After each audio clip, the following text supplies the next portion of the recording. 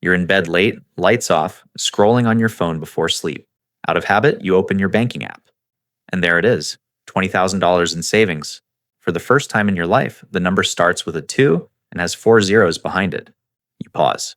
You feel a small sense of relief, maybe even pride. That reaction makes sense. Everywhere online, the message is simple. Just get to 20,000 and compounding will take care of the rest. That number is sold as the turning point, the moment money finally stops being stressful. But here's what usually happens next. A year passes, and instead of feeling steadily better, things feel weird. The balance isn't growing the way you expected. For a lot of people, it's actually lower. Not because they blew it, not because they got careless. The pressure just didn't disappear. It shifted. If that sounds familiar, nothing is wrong with you. This isn't about willpower or bad habits. The real question isn't why you can't hold on to money. It's why progress so often stalls right after people reach that first big milestone. There's a rule that quietly kicks in once you look financially safe. Almost no one explains it, but the data hints at it. About 37% of US adults can't cover a $400 emergency with cash.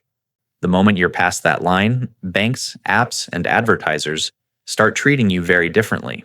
My name is Alex, and this video is about the half of the $20,000 story nobody likes to talk about. Not the feel-good compounding part, the uncomfortable part. What starts pushing against you once you finally get ahead, and how to avoid losing the ground you just fought for. Because if you miss this phase, it doesn't matter how hard it was to reach 20,000. The system is more than happy to pull you back down. If this already feels a little too real, tap the like button so more people see content that explains what's actually happening with money. The 20K mental flip. Hitting $20,000 in savings does something strange to your brain. It's not about the math yet. It's about the feeling.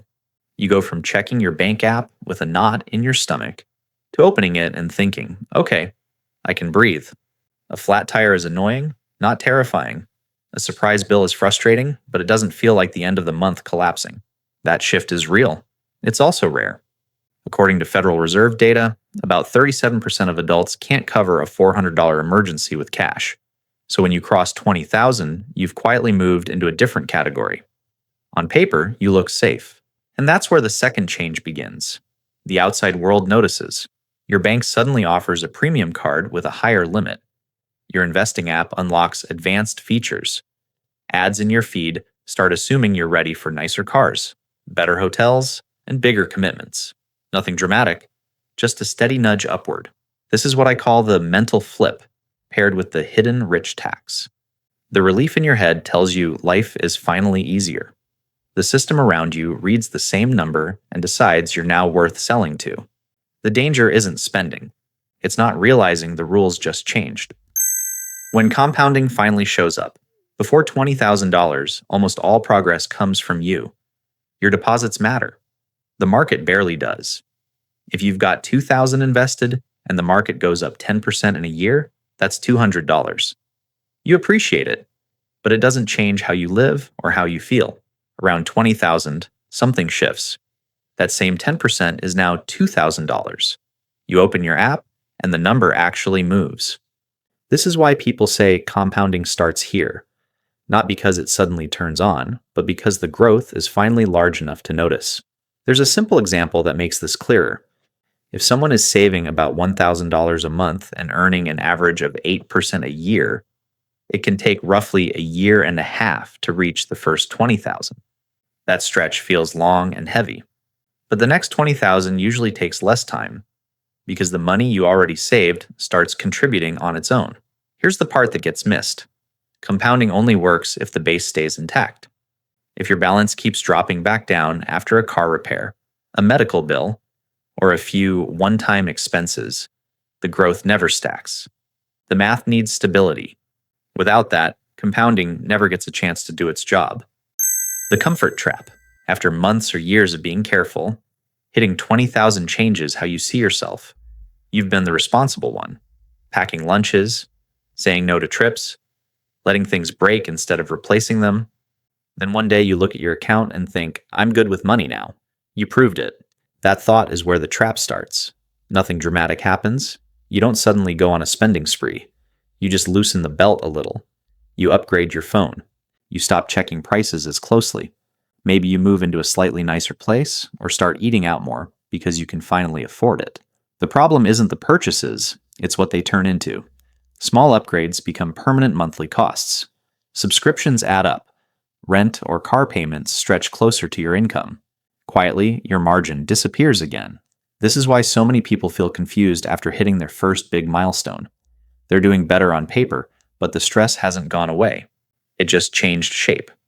Instead of worrying about paying bills, they start worrying about losing the progress they made.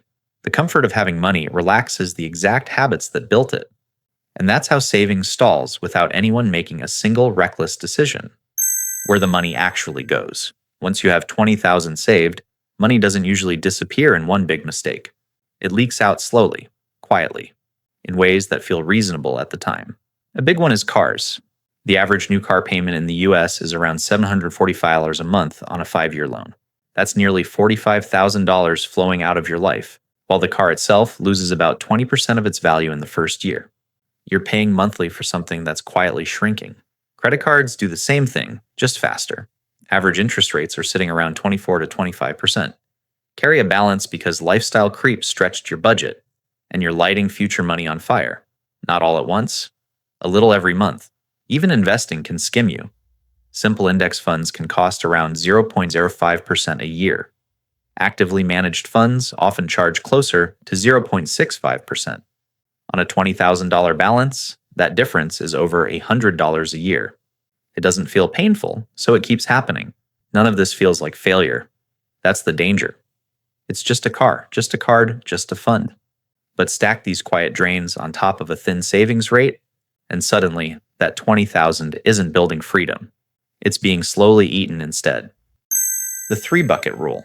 The easiest way to lose control after 20,000 is treating all your money as one pile. Everything feels interchangeable. Savings, investing, spending. It's all just my money.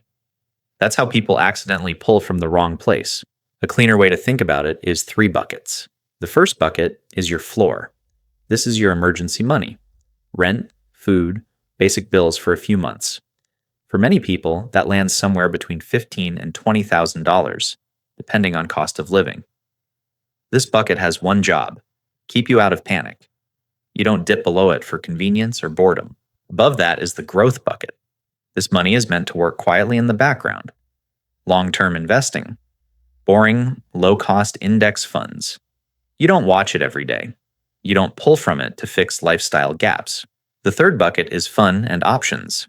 Travel, upgrades, learning a new skill, taking time between jobs.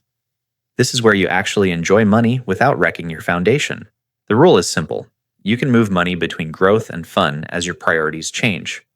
But you don't steal from the floor. That's what keeps 20,000 from turning back into zero the moment life gets inconvenient. The fast money illusion. Once your account finally looks respectable, a new thought creeps in. How do I speed this up? Getting to 20,000 took discipline and time. Now you want momentum. And the internet is more than happy to offer it. This is where meme coins, options, leverage trades, and hot tips start showing up. You hear stories about someone turning $500 into a fortune in a year. With real money on the line, it's tempting to take bigger swings.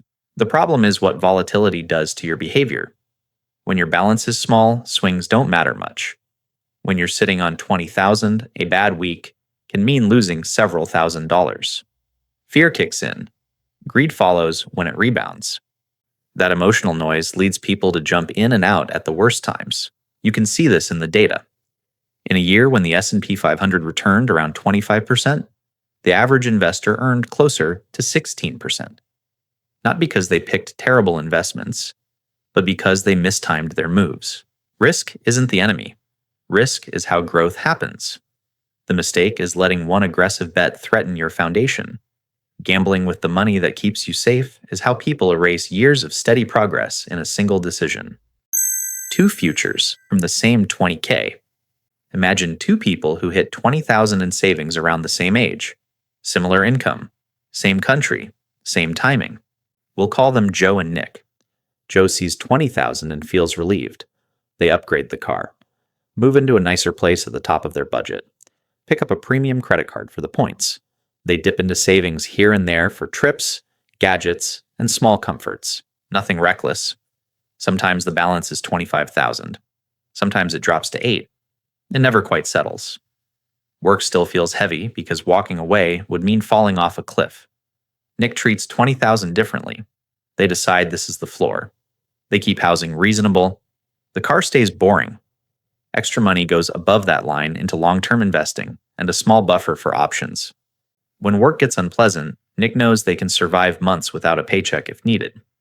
Years pass. On paper, their incomes don't look dramatically different, but their lives do. Joe has nicer things and constant pressure. Nick has fewer upgrades and more control. That's the real split that happens at 20,000. It's not about being rich or frugal. It's about whether you spend your buffer on lifestyle or use it to buy freedom. Why 20K changes your life? Before you build any real savings, money is about survival. Can you pay rent? Can you fix the car? Can you get through the month without something breaking? Every decision feels urgent, because one surprise can knock everything over. After 20,000, something more important becomes possible. Money stops being just about stuff and starts becoming about options.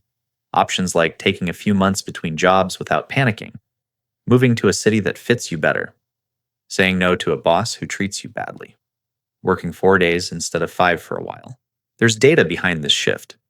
Research shows that people with even a modest savings buffer report much higher financial well-being. When you have 3 to 6 months of expenses set aside, stress is lower and decision-making improves. Your brain isn't stuck in emergency mode anymore. This is why 20,000 isn't just for rich people. Most people reach it at least once in their lives. A bonus year, a stretch of good income, an inheritance. The real question isn't whether you'll ever touch that number. It's whether you'll use it to upgrade your lifestyle or upgrade your choices. That's the quiet power of this phase, not luxury, leverage over your own life. The 20K Rulebook. Once you reach 20,000, the number itself matters less than the rules you set around it. Without rules, it slowly turns back into stress. With them, it becomes a foundation. The first rule is to define your floor. Figure out how much you need to cover a few months of bare-bones living. Rent, food, basic bills. Treat that number as a line you don't cross unless something genuinely serious happens. Second, give every dollar a job. Money above the floor either belongs to growth or to life. Long-term investing on one side, enjoyment, learning, and flexibility on the other. Mixing those roles is how progress gets blurry. Third, be suspicious of rewards. Premium cards, easy loans, upgrades that pay for themselves often exist to skim your buffer a little at a time. If something eats into your floor or slows your growth, it's not a reward. Fourth, don't try to impress the math. Boring, steady decisions beat clever moves that reset you to zero. And finally, when you do mess up, treat it like a detour, not a verdict. Rebuild the floor and keep going. The goal isn't perfection, it's refusing to let 20,000 turn back into a finish line instead of the base your future stands on. Key takeaways. Reaching $20,000 is not the end of the journey. It's the moment the game changes. Life does get easier, but only if you understand what's actually happening. Your stress drops, your options expand, and at the same time, the system around you becomes far more interested in separating you from that money. Compounding only works when your base stays intact. Lifestyle creep, quiet fees, car payments, and fast money temptations are what pull most people backward, not a lack of effort or discipline. The difference between feeling stuck and feeling free often comes down to one simple rule: protect your floor.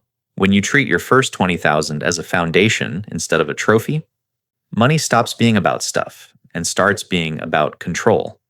Control over time, over choices, over how much pressure you're willing to accept in your life. If this breakdown helped you see your own situation more clearly, tap the like button and subscribe. More videos like this are coming, focused on how money really works once the basics are behind you.